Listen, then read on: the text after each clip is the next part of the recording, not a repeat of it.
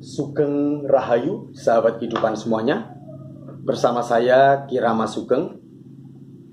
Selamat berjumpa kembali dalam keadaan sehat walafiat, segar bugar, berkas waras, senantiasa dalam kasugengan, keselamatan, dan kerahayuan. Selamat lahir batine, jembar rezekine.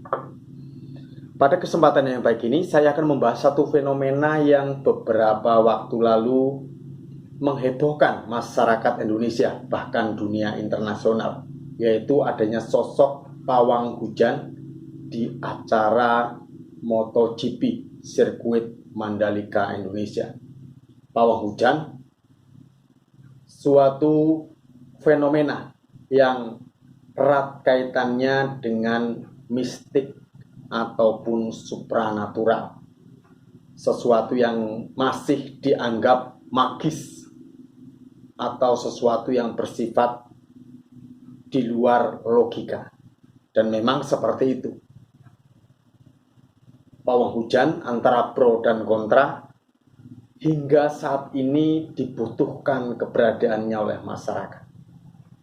Dari dulu, sejak era kuno, hingga saat ini, pawang hujan sering berada di balik layar dalam suatu acara atau kegiatan yang membutuhkan jasa seorang pawang hujan ketika ada suatu acara atau hajat, baik itu hajatan upacara yang bersifat perseorangan, acara pemerintahan, ataupun acara resepsi kenegaraan yang dilaksanakan di alam terbuka pada musim penghujan. Apapun kegiatan itu, biasanya senantiasa membutuhkan jasa pawang hujan dengan berbagai macam background-nya. Pawang hujan ada di dalam tradisi hampir semua budaya dan peradaban di seluruh dunia, terutama yang beriklim tropis. Pawang hujan dalam hal ini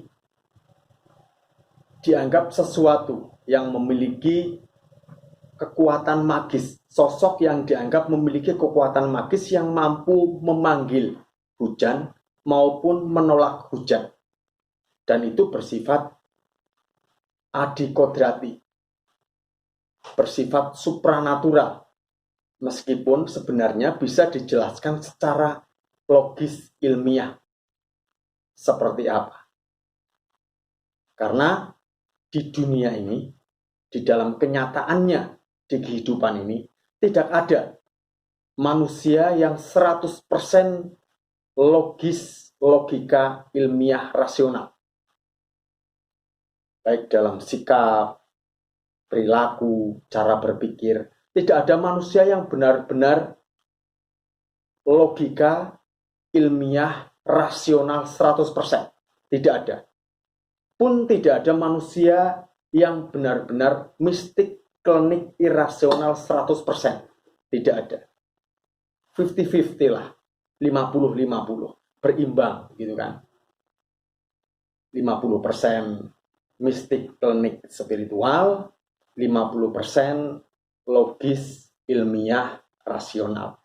Dan potensi ini memang satu paket ada di dalam kehidupan manusia untuk manusia itu eksis di dalam kehidupannya. Merupakan anugerah dari Tuhan. Gawan lahir, gawan bayi, mak procot brojol manusia lahir ke dunia ini sudah dilengkapi, dianugerahi dengan kedua potensi tersebut.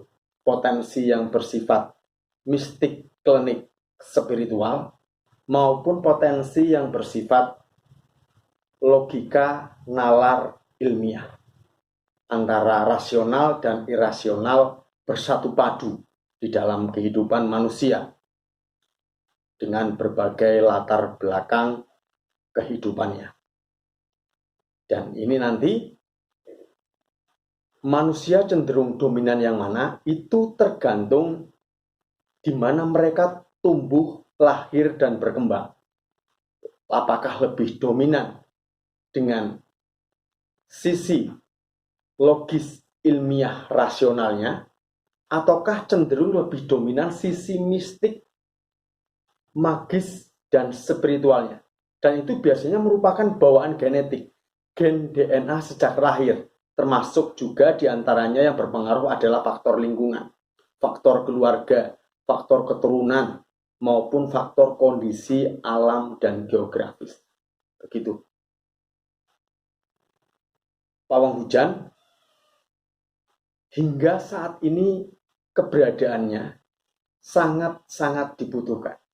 Di era modern ini sangat lazim dan lumrah diperlukan keberadaan seorang pawang hujan untuk dimintai pertolongannya ketika akan berlangsung suatu acara ataupun hajatan yang bersifat perseorangan maupun acara yang bersifat komunitas atau kelompok gitu kan. Bahkan upacara resmi kenegaraan pun sering membutuhkan jasa seorang pawang hujan. Tentu dengan harapan agar semua ritual atau semua prosesi acara rangkaian demi rangkaian berjalan dengan lancar dan semestinya tanpa halangan maupun kendala apapun. Pawang hujan di antara mistik dan nalar gitu kan, merupakan suatu anugerah sebenarnya, sesuatu yang sebenarnya pun bisa dipelajari, dan itu bukan bersifat dadakan atau instan, bukan serta-merta mak jedanduk ujuk-ujuk dadi pawang hujan begitu kan, tidak. Itu sesuatu yang bersifat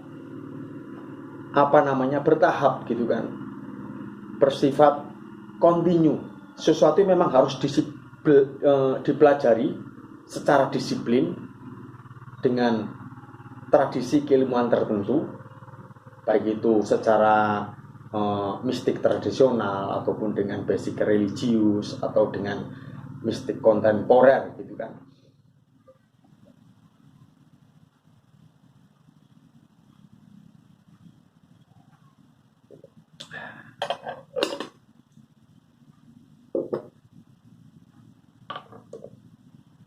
Kali ini saya mengutip nasihat bijak dari seorang pakar fisika yang juga seorang ilmuwan dan seorang penemu, yaitu beliau Mbah Nikola Tesla. Bahasa keren kulonannya seperti ini. If you want to know the secret of the universe, understand in them of energy, frequency, and vibration. Sejatinya, jika engkau ingin mengetahui rahasia alam semesta, kuncinya ada 3. Mengertilah dan pikirkan tentang energi, frekuensi, dan vibrasi atau getaran itu sendiri. Semesta tak akan terwujud tanpa adanya energi, frekuensi, dan vibrasi. Semua kehidupan di alam semesta raya ini, termasuk kehidupan di bumi dengan segala kehidupan dan sisik meliknya, dengan segala ritme, irama, dan pergerakannya, semuanya adalah tentang energi, frekuensi, dan vibrasi yang memiliki peranan penting di dalam dunia fisik maupun metafisik. Energi, frekuensi, dan vibrasi berperan besar di dalam proses keberlangsungan alam semesta secara menyeluruh, secara holistik, sehingga antara kehidupan yang satu dengan kehidupan yang lainnya, antara makhluk yang satu dengan makhluk yang lainnya, antara benda yang satu dengan benda yang lainnya, dan segala sesuatu yang ada di kehidupan ini memiliki interkoneksi, memiliki keterhubungan, memiliki keterkaitan yang saling berkait, saling terhubung. Dan di sini dipahami bahwa manusia sebagai jagat alit, bawono alit, atau dalam bahasa Inggrisnya itu mikrokosmos, dan alam raya ini sebagai jagat ageng atau makrokosmos, semuanya adalah saling terhubung, saling terkoneksi. Jagat ageng ada di dalam jagat alit, dan jagat alit berada dalam ruang lingkup jagat ageng atau alam semesta ini. Lalu, apa hubungannya antara energi, frekuensi, dan vibrasi yang membuat resonansi ketika seorang pawang hujan melakukan ritual menolak atau memanggil hujan? Di sini kita pahami bahwa alam semesta dengan segala energinya, termasuk hujan, itu bisa dipanggil dan dikendalikan. Manusia memiliki energi, alam pun memiliki energi, dan itu merupakan bagian dari energi sang kreator alam ini, energi dari sang kreator pencipta alam semesta ini, yaitu Yang Maha Agung, Tuhan Yang Maha Esa. Jadi pawang hujan ketika melakukan ritual menolak hujan, yang sebenarnya adalah menyingkirkan hujan, karena hujan di sini dipandang sebagai suatu anugerah. Jadi yang bisa seorang pawang hujan lakukan adalah melakukan suatu komunikasi dengan alam, komunikasi dengan alam semesta ini, termasuk di dalamnya adalah hujan sebagai salah satu bentuk energi dari alam yang bisa dikendalikan atau diarahkan untuk tidak turun ketika berhubungan dengan hajat hidup atau kepentingan manusia. Begitu. Sang pawang hujan adalah seorang komunikator alam. Dia berkomunikasi dengan alam, bersahabat dengan alam, melakukan komunikasi, koneksi dengan alam semesta melalui doa, melalui ritual, puja mantra yang dilakukannya, memohon idibalilah Tuhan Yang Maha Esa, memohon restu dari Yang Maha Agung agar segala sesuatunya itu berjalan sebagaimana mestinya, sesuai harapan dan keinginannya. Hujan tersebut tidak turun pada saat acara berlangsung, yang dapat mengganggu suatu prosesi, kegiatan atau acara yang berhubungan dan kepentingan atau hajat hidup manusia ataupun orang banyak, seperti itu. Dalam hal ini, sang pawang hujan melakukan suatu ritual yang berhubungan dengan rasa, cipta, rasa, dan karsanya yang nyawiji, berselaras dengan alam semesta, melakukan suatu komunikasi dengan alam, komunikasi dengan sang hujan dalam bahasa supranatural, gitu kan, melalui simbol-simbol, melalui maksud, melalui suatu kode tertentu yang ini bisa diwujudkan melalui tools atau sarana berupa puja mantra, sesaji atau ubo rampe, ataupun melalui sarana benda-benda yang lain sebagai tools untuk menolak hujan, gitu kan, tools untuk menolak atau memanggil hujan, gitu. Dan ini secara metafisik memang menimbulkan suatu yang sifatnya supranatural, sesuatu yang dalam kasat mata itu sesuatu yang di luar logika, gitu kan. Meskipun dalam kajian sains itu masuk dalam ranah energi, vibrasi, dan frekuensi. Pawang hujan sebenarnya adalah seorang komunikator alam. Dia menjalin komunikasi, koneksi, keterhubungan dengan alam semesta ketika melakukan ritual, baik itu ritual menolak hujan di saat musim penghujan yang berhubungan dengan kepentingan hajat hidup manusia, maupun ritual memanggil hujan di saat musim kemarau. Pawang hujan dikenal hampir di seluruh tradisi budaya di belahan dunia manapun yang beriklim tropis yang memiliki curah hujan yang tinggi. Iklim tropis dikenal memiliki dua musim, yaitu musim penghujan dan musim kemarau. Makanya sejak zaman dahulu, sejak era-era kuno, di berbagai belahan dunia manapun, pawang hujan ini begitu sangat dikenal. Baik itu sebagai seorang saman, seorang dukun, atau seorang bomoh, atau seorang pangkeng atau mangkeng, atau bahkan dikenal sebagai seorang balian, gitu kan. Dengan berbagai macam istilah atau namanya, pawang hujan begitu lekat dengan tradisi kebudayaan kehidupan yang ada di seluruh dunia, terutama yang beriklim tropis, termasuk tradisi budaya Nusantara purba. Dalam hal ini, tentu budaya Jawa kuno pun sangat mengenal adanya pawang hujan. Dalam tradisi mistik budaya Jawa, pawang hujan diperlukan jasanya ketika seseorang melakukan suatu kegiatan, gitu kan, suatu acara, baik itu acara hajatan, mantenan, atau pernikahan, atau acara apapun yang berada di alam terbuka, atau mungkin acara atau event yang bersifat kelompok ataupun komunitas, gitu kan, bahkan upacara resmi keagamaan, upacara resmi kenegaraan, upacara resmi kebudayaan pada zaman dahulu, peran pawang hujan begitu sangat dibutuhkan demi lancarnya kegiatan tersebut. Rangkaian prosesi demi prosesi, rangkaian acara demi acara berjalan lancar tanpa ada halangan dan kendala apapun, termasuk kondisi cuaca yang namanya hujan.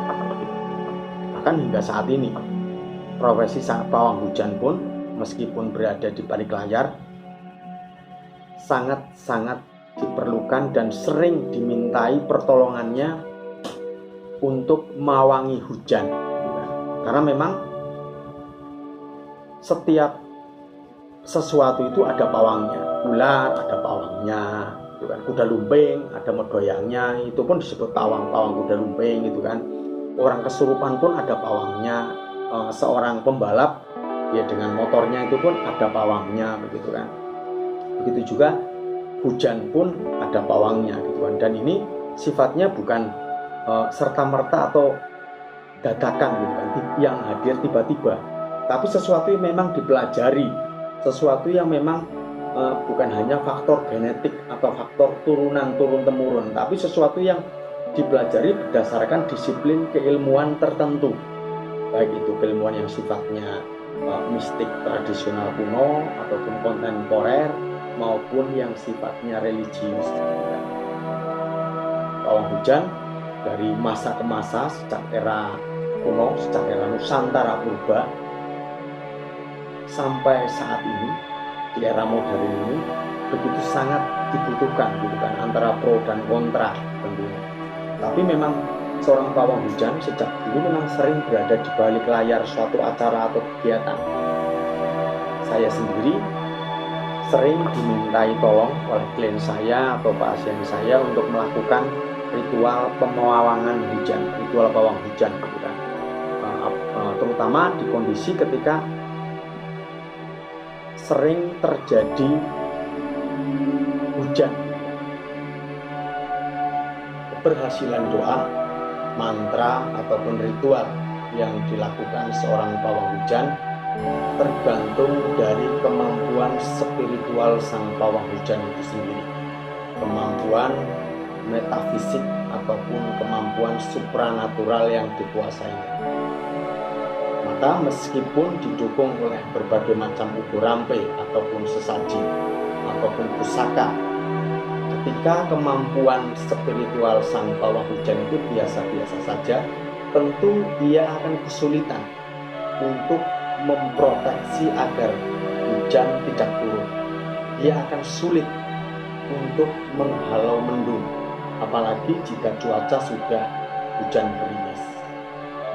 Biasanya sehari sebelum acara, seorang pawang hujan akan melakukan ritual puasa ataupun tirakat untuk memperkuat energi dan daya spiritualnya agar kemampuan metafisikanya semakin kuat.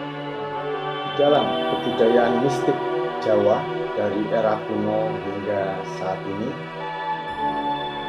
terdapat berbagai macam cara dan ritual terkait dengan pawang hujan, terkait dengan ritual menolak hujan.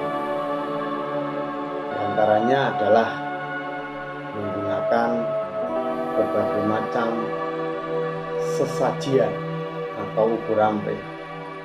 Lalu ada juga yang menggunakan tombak sewu. Ini yang paling populer, yaitu 1 gram atau 1 widi yang ditancapi dengan berbagai macam bumbu dapur. Ada jahe, ada blingo bengle, ada bawang merah, bawang putih, dan ditancapkan di ujung sapu tadi, lalu dipasang di tengah lapangan menghadap ke atas gitu kan, berbalik, lalu dibacakan dengan doa atau ritual ataupun mantra tertentu. Ada juga yang menggunakan media atau sarana publik ataupun sentir atau damar, yaitu damar dinyalakan dari mulai acara hingga acara selesai, dan itu tidak boleh mati. Sentir tersebut harus tetap menyala hingga acara tersebut berakhir. Lalu ada juga yang menggunakan frekuensi suara atau gelombang suara, bisa dengan singing bowl yang biasa digunakan oleh Mbak Rara Estia Wulandari, lalu bisa juga menggunakan genta atau kelintingan gitu kan. Atau saya juga pernah menggunakan gelombang suara, yaitu melalui suara mulut, mantra yang diucapkan berulang kali dengan intonasi dan nada tertentu, ataupun bisa menggunakan bende atau gong kecil. Itu tentu dalam kaidah mistik supranatural sebagai sebuah bagian improvisasi dari sang spiritualis. Sebagai seorang praktisi supranatural metafisika Jawa kuno yang berkecimpung di dunia mistis cukup lama, saya secara pribadi sering dimintai pertolongan oleh teman-teman, rekan, para klien ataupun pasien untuk melakukan ritual pawang hujan dalam suatu kegiatan ataupun event acara yang diadakan ataupun berlangsung pada musim penghujan, baik itu acara indoor maupun outdoor yang berlangsung di dalam gedung ataupun di alam terbuka. Dan itu bukan hanya 1-2, melainkan sudah ratusan, sudah banyak berbagai macam pengalaman, suka duka, berbagai rasa asam garam menjadi seorang pawang hujan, mulai dari acara resepsi pernikahan atau mantenan, acara yang sifatnya persoalangan atau pribadi, acara kesenian atau kebudayaan, upacara ritus keagamaan, ataupun konser musik yang diadakan ataupun diselenggarakan pada musim penghujan. Dan ini tentu memang membutuhkan jasa seorang pawang hujan. Dan berarti seseorang yang membutuhkan pawang hujan itu tidak logis. Secara naluri tentu ia sudah menerapkan upaya atau ikhtiar yang bersifat lahiriah, yang bersifat nalar logika ataupun rasional. Nah, dalam konteks lain, untuk mendukung upaya lahiriah yang dilakukan secara maksimal, tentu upaya batiniah pun diperlukan, sebuah upaya spiritual untuk mendukung supaya acara berlangsung dengan baik, lancar, rangkaian demi rangkaian, prosesi demi prosesi, hingga acara tersebut selesai, kelar, sehat, selamat, berjalan sebagaimana yang diharapkan. Upaya lahiriah maupun upaya batiniah memang seharusnya dipadukan, saling bersinergi, dilakukan secara maksimal. Upaya lahiriahnya dilakukan secara maksimal, upaya batiniahnya, upaya spiritualnya juga dilakukan secara maksimal, saling melengkapi lah seperti itu. Pawang hujan merupakan sebuah ilmu penyatuan rasa dengan alam. Jadi ilmu pawang hujan adalah ilmu penyatuan rasa dengan alam. Dan ini tidak semua orang bisa melakukan. Tidak semua praktisi supranatural ataupun praktisi metafisika bisa melakukan. Karena memang harus memunculkan rasa terdalam, rasa grantes di dalam hati yang paling dalam sekali. Dan ini membutuhkan suatu skill, suatu keterampilan yang memang sudah terlatih dan dilatih dari waktu ke waktu. Jadi seorang pawang hujan itu bukan seseorang dengan keahlian yang muncul tiba-tiba atau instan, tetapi keahlian yang memang sudah terlatih dari hari ke hari, keahlian yang memang sudah terkondisikan melalui berbagai macam disiplin keilmuan yang dia pelajari, termasuk diantaranya bakat ataupun warisan gen atau genetik dari DNA leluhurnya. Itu lebih mudah, didukung dengan keilmuan yang dia pelajari maupun yang dia kuasai, seperti itu.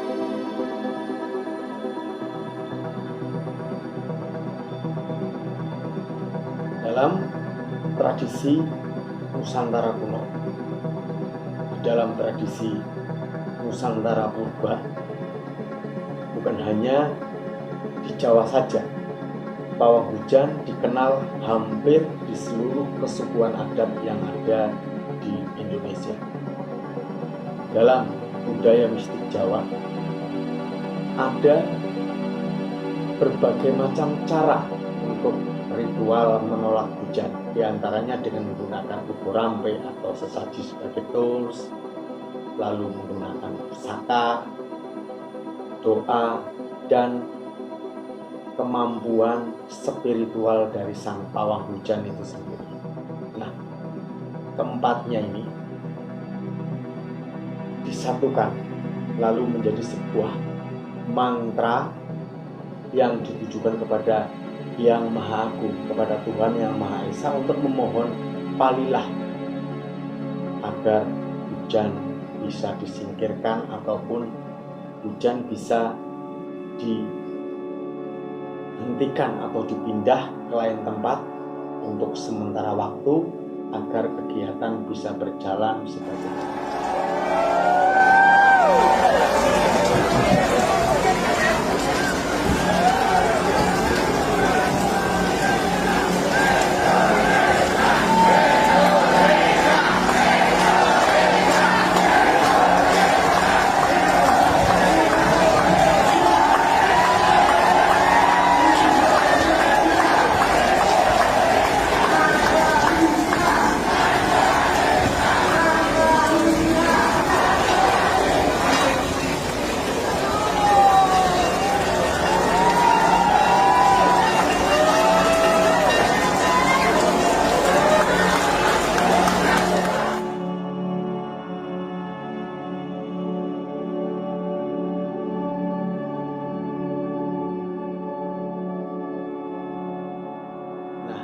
Ini selingan sebagai seorang praktisi supranatural metafisik Jawa kuno ataupun kejawen.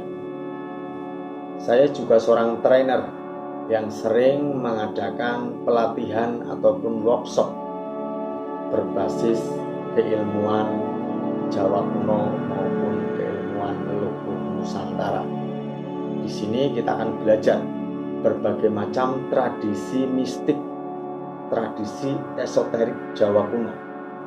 belajar meditasi Jawa kuno, belajar berbagai macam keilmuan khas dari Jawa kuno ataupun keilmuan Nusantara, belajar berbagai macam potensi yang ada di dalam diri kita, memberdayakan potensi mistik maupun supranatural yang ada di dalam diri kita, belajar berbagai macam teknik terapi untuk self healing atau penyembuhan kepada diri sendiri, keluarga ataupun orang lain, serta belajar mendayagunakan potensi di dalam diri kita sendiri, baik secara mistik, supranatural, ilmiah maupun ilahiyah. Di sini akan diajarkan berbagai macam teknik, berbagai macam keilmuan, mulai dari keilmuan klasik Nusantara, keilmuan mistik klasik Nusantara, keilmuan mistik Jawa kuno, maupun tradisi keilmuan yang bersifat metafisika modern. Termasuk diantaranya adalah keilmuan pawang hujan. Nah, di sini bukan hanya mereka yang ingin menjadi seorang spiritualis atau menjadi seorang paranormal, tetapi pelatihan ini yang saya namakan Badranaya Shamanic Magnetism memang mempersiapkan mereka untuk menggali potensi yang ada di dalam diri mereka untuk kebutuhan di dalam kehidupannya, baik itu yang bersifat pengobatan penyakit fisik maupun metafisik, lalu digunakan untuk berbagai keperluan dalam hajat hidup sehari-hari seperti pengasihan, karisma, kewibawaan, proteksi ataupun pagar gaib, bisnis ataupun usaha dan lain-lain. Nah, seperti itu. Terima kasih.